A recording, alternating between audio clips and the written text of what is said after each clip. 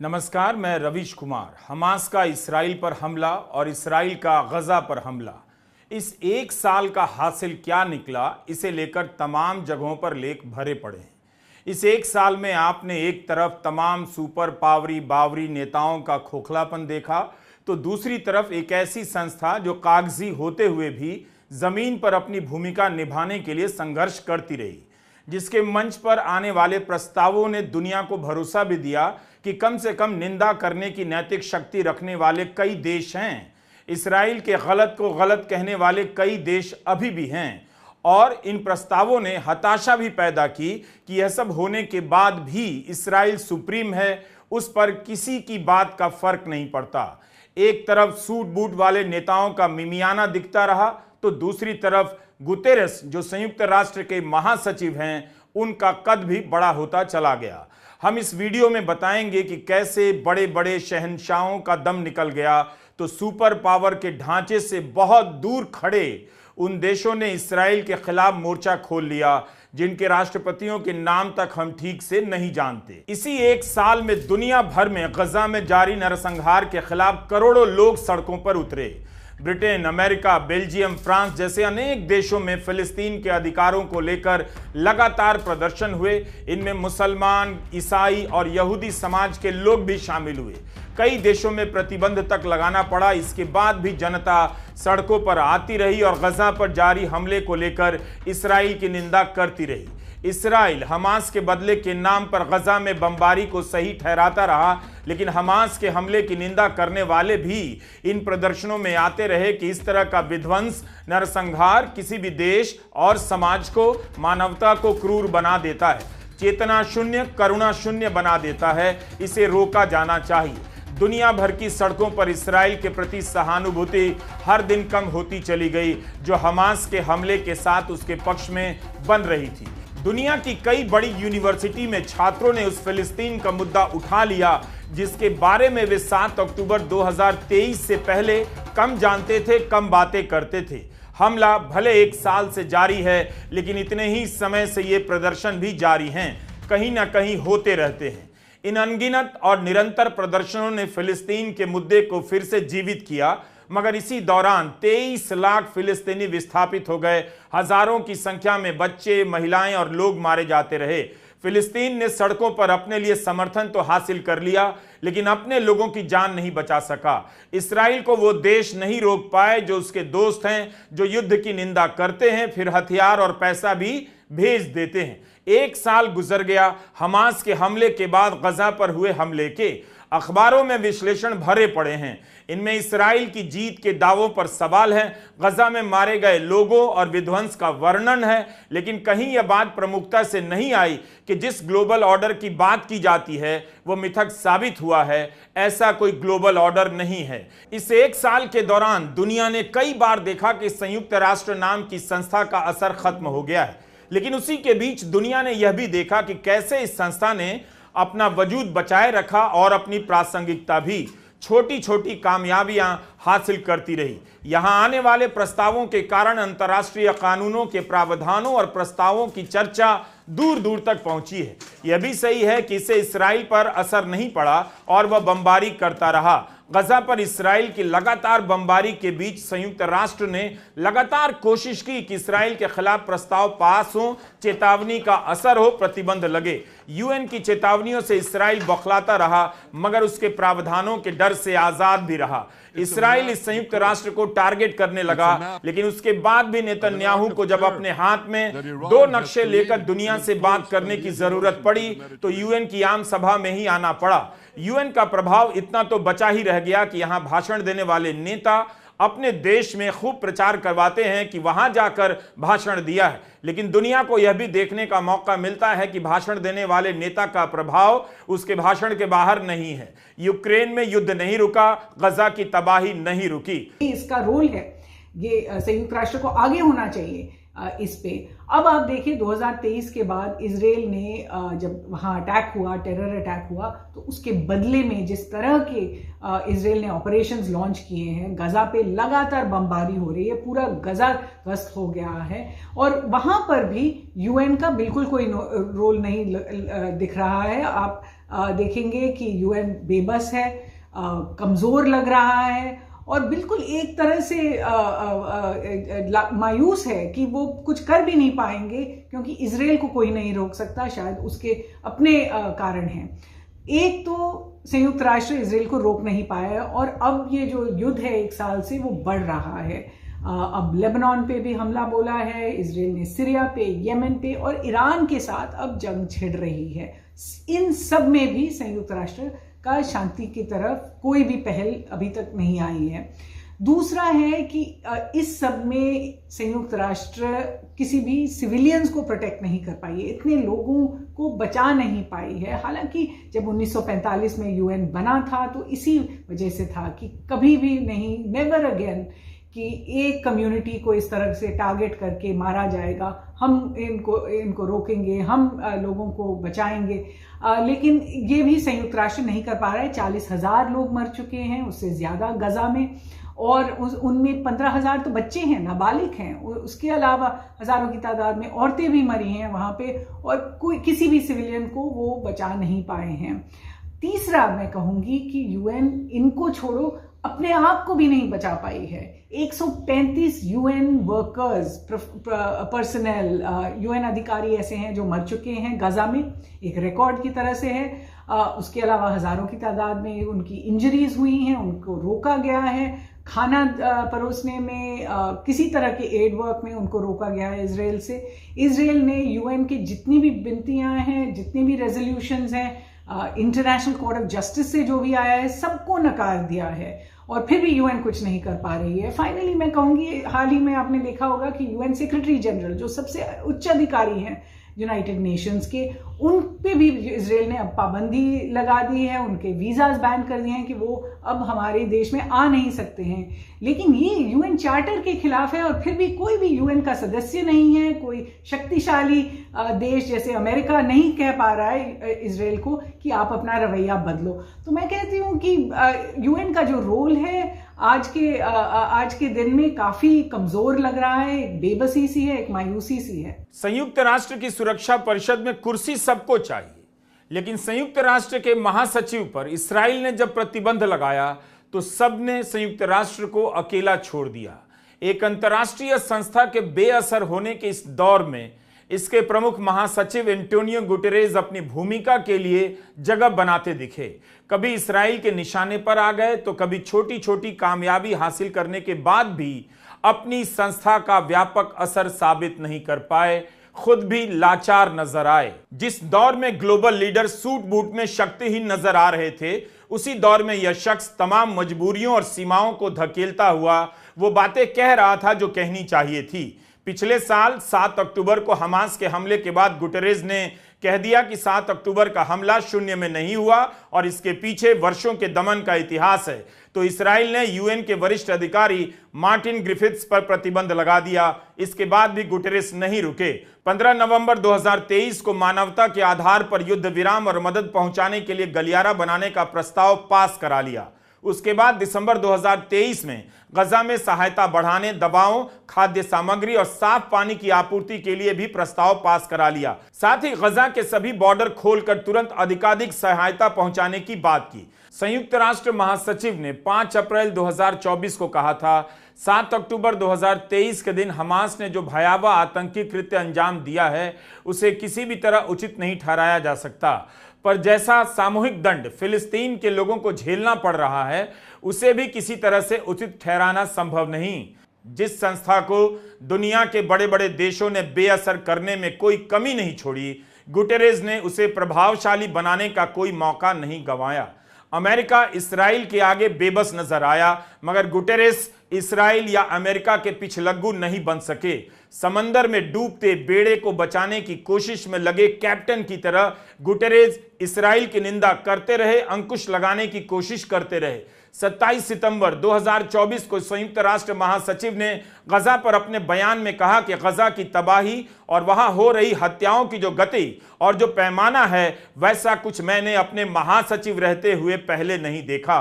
फिलिस्तीनी लोगों को यह जो सामूहिक दंड दिया जा रहा है, इसे किसी भी तरह से उचित नहीं ठहराया जा सकता। पिछले साल भर में गजा की जैसे सारी आबादी को विस्थापित बना दिया गया है। कई तो ऐसे हैं जो बार बार विस्थापित हुए हैं और उनके पास जाने के लिए कोई सुरक्षित जगह नहीं बची है। इन शरणार्थियों में आधे बच्चे हैं। ये भयावह परिस्थितियों में जी रहे हैं। इनके पास खाना, पानी, साफ सफाई, रहने की जगह और स्वास्थ्य से जुड़ी सुविधाओं की सख्त तंगी है। ये लगातार मृत्यु के भय से जूझ रहे हैं। इस भयानक विध्वंस के सामने अंतर्राष्ट्रीय मानवाधिकार कानून जैसे हवा में उड़ा दिए गए हों। इस बात को साफ कर देना जरूरी है कि एक पक्ष का नियमों को तोड़ना कभी भी दूसरे पक्ष के नियम तोड़ने को उचित नहीं ठहरा सकता। यही कारण था कि इस्राएल ने खुलकर गुटेरेस पर निशाना साधा, लेकिन गुटेरेस रुके नहीं। भले ही गुटेरेस अपना प्रभाव साबित नहीं कर पाए, लेकिन एक समय में जब सुपर पावरी बावरी शक्तियों के राष्ट्र प्रमुख इस्राएल के आगे चुप नजर आए, गुटेरेस ने नैतिक शक्ति का प्रदर्शन किया, बोलते रहे। यही कारण है कि इस्राएल उन पर लगातार निशाना साधता रहा। 2 अक्टूबर को इस्राएल ने संयुक्त राष्ट्र के प्रमुख एंटोनियो गुटेरेस को पर्सोना नॉन ग्रेटा घोषित कर दिया और उनके इस्राएल में प्रवेश पर प्रतिबंध लगा दिया, क्योंकि उन्होंने ईरान के मिसाइली हमले की स्पष्ट निंदा नहीं की। ऐसा करना अप्रत्याशित था। 1949 में जिस यूएन ने इस्राएल को अपनी आम सभा में शामिल किया, इस्राएल ने उसके महासचिव को ही अपने देश में आने पर रोक लगा दी। संयुक्त राष्ट्र राहत व पुनर्वास संगठन UNRWA पर कई तरह के प्रतिबंध लगा दिए हैं। दुनिया कुछ नहीं कर सकी, मौन रही। इस्राएल का कहना है संयुक्त राष्ट्र, अरब और अन्य इस्लामी देशों की एक संस्था है जो इस्राएल के खिलाफ है। संयुक्त राष्ट्र के महासचिव पर ही प्रतिबंध लग जाए। ग्लोबल ऑर्डर बनाने वालों ने इसकी कोई चिंता नहीं की। इस्राएल के लिए सबने अंतर्राष्ट्रीय नियमों और इस संस्था को दांव पर लगा दिया। इन सब के बीच इस एक साल में संयुक्त राष्ट्र में इस्राएल के खिलाफ कितने ही प्रस्ताव आए, ज्यादातर गिर ही गए। कुछ पास भी हुए, मगर गजा की तबाही नहीं रुकी। इसी 12 सितंबर को संयुक्त राष्ट्र की आम सभा ने एक ऐतिहासिक प्रस्ताव पास किया। 124 देशों ने इस प्रस्ताव के पक्ष में वोट किया कि इस्राएल 1 साल के भीतर फिलिस्तीन में अपनी गैर कानूनी मौजूदगी खत्म करे। यह प्रस्ताव permanent observer of the state of Palestine ने पेश किया। कुछ प्रस्तावों पर नजर डाल लेना चाहिए जो इस 1 साल में आए हैं। इन नाकाम प्रस्तावों की सूची भी बननी चाहिए। संयुक्त राष्ट्र की आम सभा ने 27 अक्टूबर 2023 को पहला युद्ध विराम प्रस्ताव पास किया। इसके 1.5 महीने बाद UNGA ने 12 दिसंबर 2023 को बिना शर्त के तात्कालिक युद्ध विराम के लिए एक और प्रस्ताव पास किया। रमजान के महीने में युद्ध विराम लाने का प्रस्ताव आया। अमेरिका ने खिलाफ में वोट किया, प्रस्ताव गिर गया। 10 जून को अमेरिका ही प्रस्ताव लाता है कि हमास बंधकों को छोड़े और 3 चरणों में युद्ध विराम लागू हो। अमेरिका के इस प्रस्ताव में इस्राएल और फिलिस्तीन 2 राष्ट्र के सिद्धांत को मंजूरी दी गई। गजा के पुनर्निर्माण की बात कही गई। हमास ने स्वागत किया, इस्राएल ने अनदेखा कर दिया। पिछले ही 18 सितंबर को एक और प्रस्ताव पास हुआ है जिसमें कहा गया है कि इस्राएल फिलिस्तीन पर अनधिकारिक कब्जा छोड़े। इस प्रस्ताव में फिलिस्तीन में इस्राएल की मौजूदगी को गैर कानूनी बताया गया है। संयुक्त राष्ट्र के इन प्रस्तावों को कैसे देखा जाए? क्या एक बेकार हो चुकी संस्था की तरफ से खानापूर्ति के रूप में, या बेकार होने के बाद भी सही बात कहने की नैतिक शक्ति रखने वाली संस्था के प्रयास के रूप में? इसके प्रस्तावों और प्रयासों और बयानों से इस्राएल बौखला क्यों जाता है? क्यों बार बार इस्राएल संयुक्त राष्ट्र को यहूदी विरोधी दलदल बताने लग जाता है? पूरे साल भर संयुक्त राष्ट्र संघर्ष करता रहा, लेकिन इस्राएल के नरसंहार को उजागर करने में कभी पीछे नहीं हटा। संयुक्त राष्ट्र की ही संस्थाएं थी जो गजा में राहत सामग्रियां ले जा रही थी।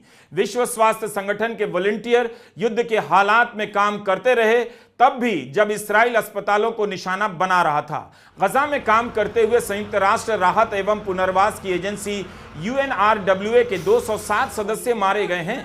885 हेल्थ वर्कर्स मारे गए हैं। 175 पत्रकार मारे गए हैं जो फिलिस्तीन के हैं, वहां रहकर रिपोर्टिंग कर रहे थे। हाल ही में हसन हमाद नाम के एक युवा कैमरा पर्सन की हमले में मौत हो गई।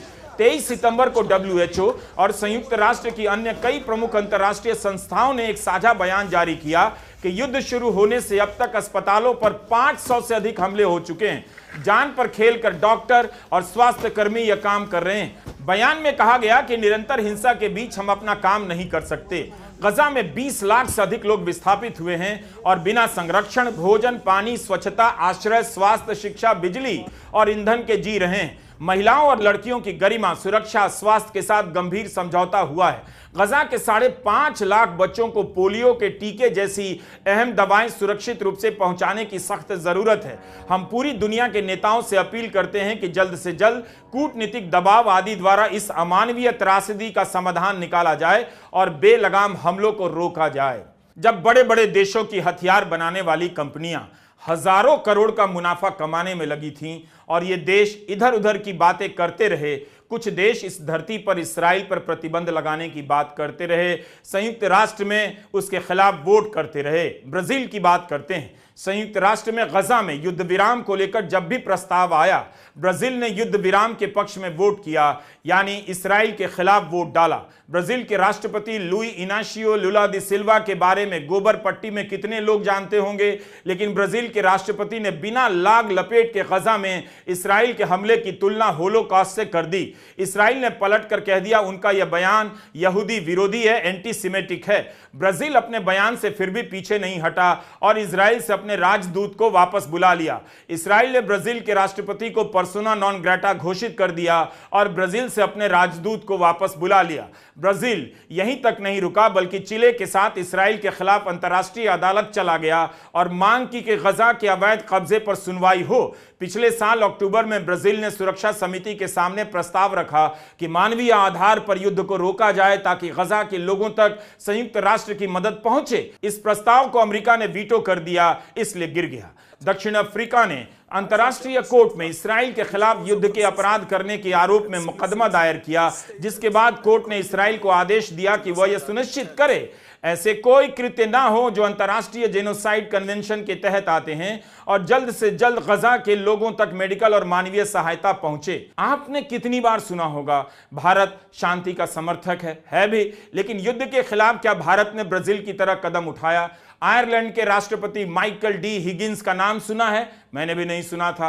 अभी लेबनान पर इसराइल हमला कर रहा है। इसराइल ने आयरलैंड की शांति सेना से कहा लेबनान से चली जाए, लेकिन आयरलैंड ने इसराइल को ही डपट दिया कि नहीं जाएंगे।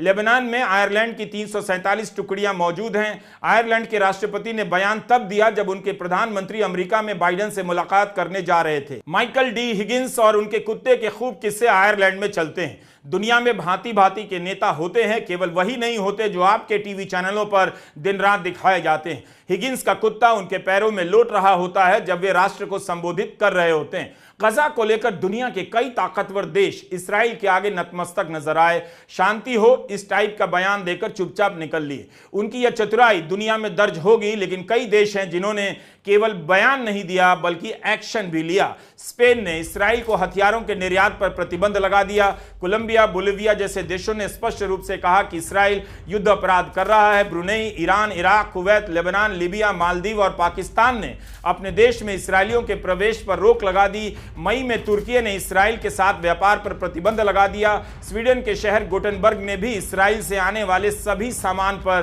प्रतिबंध लगा दिया। फरवरी में अल्जीरिया ने युद्ध विराम को लेकर सुरक्षा सभा के समक्ष प्रस्ताव पेश कर दिया। अमेरिका ने वीटो कर दिया। यह तीसरी बार था जब अमेरिका ने इसराइल के खिलाफ युद्ध विराम के प्रस्ताव को वीटो किया, जिसके कारण प्रस्ताव पास नहीं हो सका। युद्ध के दौरान मई 2024 में भारत ने संयुक्त राष्ट्र में फिलिस्तीन की सदस्यता के पक्ष में वोट दिया है। उससे पहले दिसंबर 2023 में भारत ने युद्ध विराम की मांग करते हुए एक प्रस्ताव के पक्ष में वोट किया था, जिसे इजिप्ट ने पेश किया था। तो इस एक साल में जब इसराइल की ताकत के आगे दुनिया की सुपर पावरी बावरी शक्तियां खामोश थीं, दुनिया के कई देश युद्ध विराम को लेकर प्रस्ताव लाते रहे। भले ही उनके प्रस्ताव गिर गए, लेकिन पूरे साल इसराइल दुनिया के निगाह में रहा और लोगों को पता चला कि गजा में किस तरह का नरसंहार हो रहा है। इन देशों को आमतौर पर छोटे देश लिखा जाता है, गरीब देश लिखा जाता है। इनके नेताओं को कोई गंभीरता से नहीं लेता, नाम भी नहीं जानता। इनके देशों में जब तब तख्ता पलट हो जाता है, कोई हमला बोल देता है या इनकी बाहें मरोड़ देता है। उधर अमेरिका के ताकतवर नेता इसराइल के साथ ही खड़े रहे। बेशक उन्होंने गजा की बात की, फिलिस्तीन के अधिकारों की बात की, मगर हथियारों की सप्लाई भी की और अरबों डॉलर भी दिए इसराइल को। जो बाइडेन, डोनाल्ड ट्रंप से लेकर कमला हैरिस में किसी में भी इसराइल को लेकर बुनियादी अंतर आपको नहीं दिखेगा। अमेरिका ने संयुक्त राष्ट्र में 3 बार युद्ध विराम के प्रस्ताव को वीटो किया है, यानी युद्ध विराम का विरोध किया है। मार्च के महीने में संयुक्त राष्ट्र की सुरक्षा सभा में अमेरिका ने युद्ध विराम की मांग के एक प्रस्ताव पर वीटो नहीं किया। वोट देने से मना कर दिया, जिसके बाद प्रस्ताव पास हुआ। इस बात से नाराज नेतन्याहू ने अपने 2 शीर्ष अधिकारियों का अमेरिकी दौरा रद्द कर दिया। इस्राएल की ओर से आधिकारिक बयान आया कि हम युद्ध विराम नहीं करेंगे। तो इस तरह से G20 से लेकर G7, UN से लेकर EU तक की बैठकों में शहंशाह की तरह दिखने वाले इन नेताओं का कोई असर नहीं दिखा, बल्कि तमाम विश्लेषणों में यही आया है कि युद्ध को जारी रखने और कहीं और युद्ध भड़काने में इन्हीं सुपर पावरी बावरी शक्तियों की रजामंदी या चुप्पी शामिल होती है। 2 साल से यूक्रेन में युद्ध चल रहा है, वह भी इनसे नहीं रुका है। इस्राएल के साथ खड़े रहने वाले इन नेताओं का गिरोह दुनिया को युद्ध से सुरक्षित नहीं कर पाया। दुनिया में पावर और उसके ऊपर सुपर पावर की अवधारणा इस्राएल के सामने ध्वस्त हो गई है। फ्रांस के राष्ट्रपति इमैनुअल मैक्रो ने इस्राएल को हथियारों की सप्लाई बंद करने की मांग की है। मैक्रो ने यह बात लेबनान के लिए कही कि अब लेबनान को भी गजा बनने नहीं दिया जा सकता। इस पर इस्राएल के प्रधानमंत्री नेतन्याहू ने कह दिया, तुम्हारे बिना भी इस्राएल लड़ लेगा। मैक्रो ने राजनीतिक समाधान की बात कर दी, लेकिन राजनीतिक समाधान तो यही हो सकता है कि फिलिस्तीन को अलग देश की मान्यता दी जाए, वहां के लोगों की रक्षा की जाए, जो तबाही हो रही है उसे रोका जाए। नेतन्याहू ने कहा है, मैक्रो ईरान के साथ खड़े नजर आते हैं। इस्राएल के दोस्तों से अपेक्षा की जाती है कि वो इस्राएल के पीछे खड़े रहें, ना कि उस पर प्रतिबंध लगाएं। इससे ईरान जैसे शैतानों के पाप की धुरी को और बल मिलता है। बीबीसी ने लिखा है, नेतन्याहू ने मैक्रो से फोन पर बात कर इस पर एतराज जताया तो मैक्रो ने फिर फ्रांस की इस्राएल के प्रति अडिग प्रतिबद्धता जाहिर कर दी। इस्राएल किसी के पेजर में घुसकर धमाका कर सकता है, लेकिन अभी तक वह पूरी तरह से दुनिया में सोचने समझने की शक्ति खत्म नहीं कर पाया। इस 1 साल में दुनिया इस बात का संतोष कर सकती है कि वह नाकाम रही, लेकिन इस्राएल के नरसंहार को कभी पीछे नहीं जाने दिया, हर वक्त दुनिया के सामने रखा। दुनिया में मानवता बची है, लोगों में नैतिक शक्तियां बची हैं। इस्राएल 1 साल में लोगों की इस नैतिक शक्ति को मिटा नहीं पाया, उसकी हर तबाही को रिकॉर्ड किया गया है। इस्राएल को लगा था हमास के हमले के बाद सहानुभूति मिलेगी, लेकिन गजा में उसने ऐसी तबाही मचाई कि देखने समझने की तमाम कल्पनाएं सुन्न हो गईं। अब तो इस्राएल हमास के हमले के प्रतिशोध से भी आगे निकल गया है। गजा को मिटा देने की सनक और शक्ति के बाद भी इस्राएल अभी तक वह अपने 100 बंधक नागरिकों को आजाद नहीं करा सका है, ना उसकी जीत हुई है। लेकिन इस जंग में जीत होगी भी नहीं। इस स्तर की तबाही के साथ आने वाली जीत का किसी किताब में जश्न नहीं मनाया जाता है। ज्यादा से ज्यादा इस्राएल अपने स्कूलों की किताबों में मना लेगा। नमस्कार, मैं रवीश कुमार।